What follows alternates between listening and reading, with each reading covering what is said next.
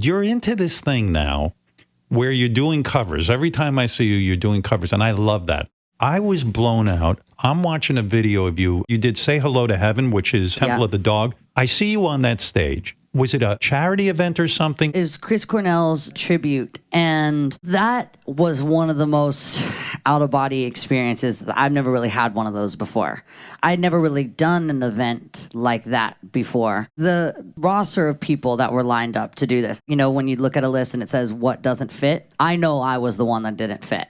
I think people were very confused about my presence of being there, and I felt really like moved. His whole family was there. His daughters were there. His daughters actually had come and visit me on set when I was really young. They grew up watching my show, and it brought them together when he wasn't out on the road. That was how they spent some time. And I really just felt moved by the spirit of how much love there was in the room for Chris Cornell. And it really didn't come from me, that performance. And actually, I walked off stage, and I think even my mom was like, what the hell happened? Because it sounded nothing like it did at soundcheck.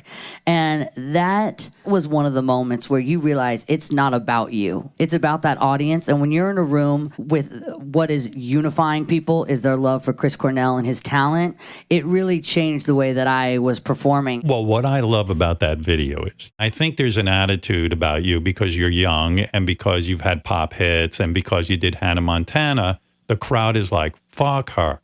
You know? Exactly. Yeah. Who is this coming out here and doing Temple of the Dog stuff? And we're not buying into this. And I think it's one of those weird situations where you've got to totally win over a negative audience. And I mean, to a person, what I think happened is once you opened your mouth and you started singing that song, I think the whole crowd turned and was like, wow, this is fantastic. I'll bring you back to the moment.